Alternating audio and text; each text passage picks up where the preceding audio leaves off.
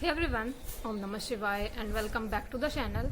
आई hope कि आप सभी ठीक होंगे और अपना भी ध्यान रख रहे होंगे और आप सभी की तैयारी भी एकदम अच्छे से चल रही होगी। तो आज था 20 सितंबर और आज है सैटरडे। आई होप कि आप सभी ने मेगा मॉक टेस्ट जो आता है लाइव, जो टेक्स्ट बुक पर मेगा मॉक टेस्ट आता है, वो मॉक टेस्ट जरूर लगाया होगा। और इससे पहले मैंने उसका स्क्रीनशॉट अपने टेलीग्राम चैनल पर भी सबमिट कर दिया था ताकि आप सभी लोग भी देख सको। और देखो, इसकी टाइमिंग ना 9 बजे है। आज पहली बार ऐसा हुआ है कि इसमें प्रॉपर मुझे दिखाई दे रहा था कि हाँ ये 9 बजे ओपन होगा और 9 बजे ही ओपन हो गया था। लेकिन मैं करीब बैठी थी 2:30 बजे के करीब में इसको बैठी थी मॉक टेस्ट को लगाने के लिए। थोड़ी सी बीच में मुझे 5 मिनट के लिए उठना पड़ गया था क्योंकि कुछ काम था। तो मुझे ये बताना था, मतलब ये क्या चीज रख रहे हैं, मतलब क्या मॉक टेस्ट बना रहे हैं ये। मतलब सच में ऐसा लग रहा है कि आउट ऑफ सिलेबस जा रहा है बहुत ज्यादा। स्टार्टिंग में इन्होंने मॉक टेस्ट ठीक रख रखे थे, लेकिन जब से ही पता चला है कि एग्जाम फॉर्म आए हैं, फॉर्म वगैरह भरे गए हैं, उसके बाद एग्जाम वगैरह होगा, पता नहीं कुछ भी, मतलब जीके जीएस के अंदर मुझे लगता है बहुत ज्यादा आउट ऑफ सिलेबस जा रहे हैं। स्पेशली चलो हिंदी भी ठीक है, मैथ्स थोड़ी सी कहीं ना कहीं कैलकुलेशन थी, रीजनिंग में कुछ सीरीज के भी ज्यादा क्वेश्चन रख रखे थे, शायद 3 से 4 क्वेश्चन थे। सबसे ज्यादा जो मुझे बेकार लगा था इनका जीके जीएस। मुझे लगता है बीएनएस और बीएनएसएस में से इन्होंने कुछ ज्यादा ही क्वेश्चन कर रखे थे। मतलब स्टार्टिंग के जब मैं क्वेश्चन कर रही थी, आई थिंक 10 क्वेश्चन के करीब सारे ऐसे लग रहे थे कि कुछ भी नहीं पढ़ा बीएनएस से।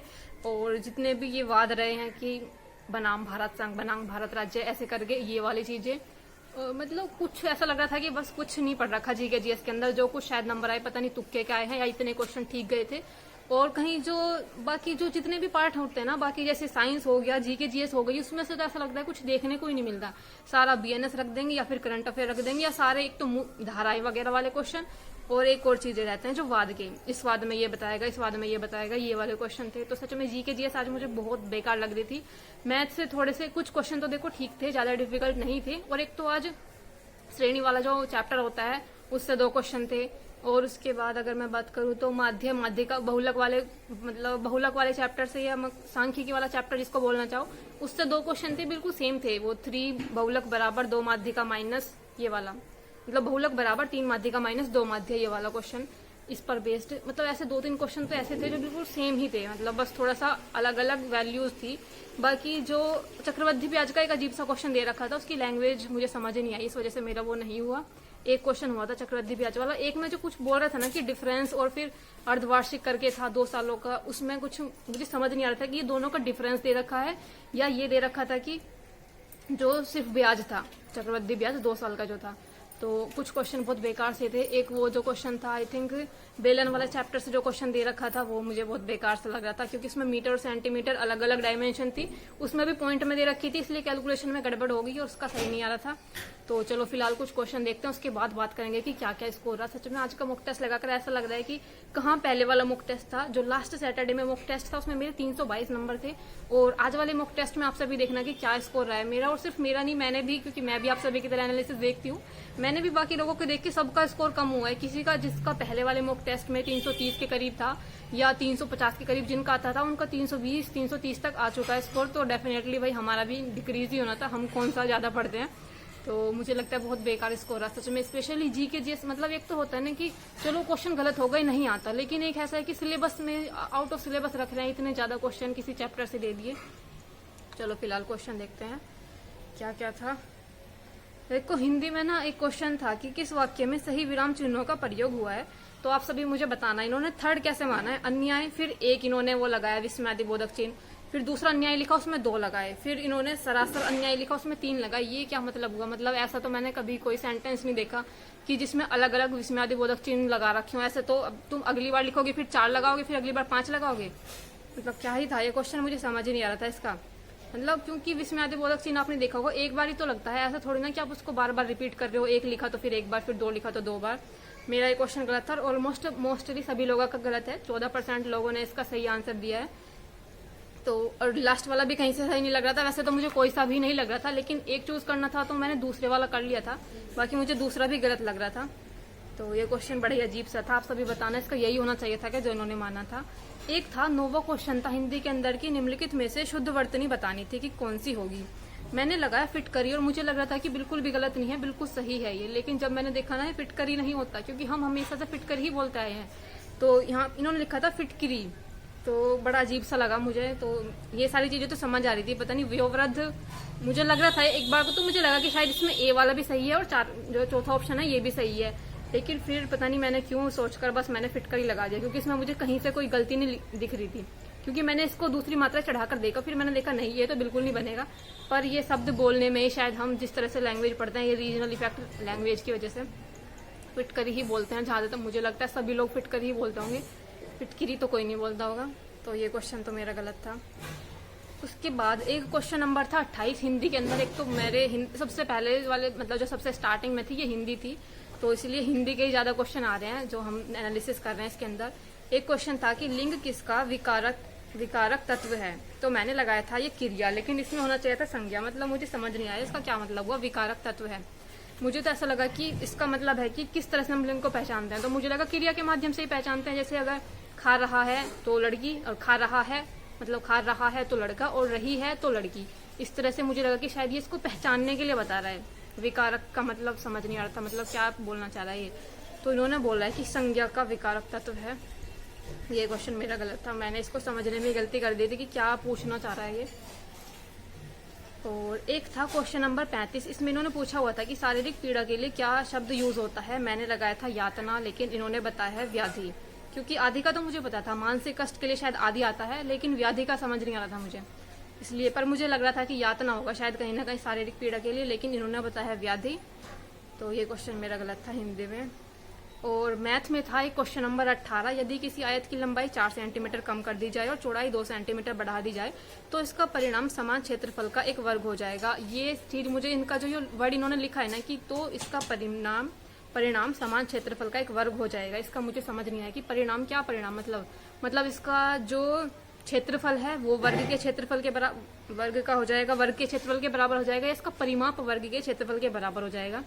क्या चीज इसमें परिणाम मतलब किस परिणाम की बात कर रहा है, क्या बोल रहा है, कुछ समझ में नहीं आ रहा। मैंने इसमें एक्स है तो बहुत बड़ी बड़ी कुछ बनता तो पता नहीं कहाँ ही जाता ये, लेकिन मैंने ऐसे ही जनरली वैल्यू रख के देखी थी कि लंबाई को 4 मान लेती हूँ और चौड़ाई को 6 मान लेती हूँ, फिर इसमें से 4 सेंटीमीटर कम करके दूसरे में 2 बढ़ाकर ऐसे कुछ करके देखूँ, मेरा कुछ नहीं बन रहा था। लेकिन मेरा कुछ 5 का मल्टीपल कोई संख्या बनी थी, इसलिए मैंने लगा दिया था कि शायद 5 हो जाएगा।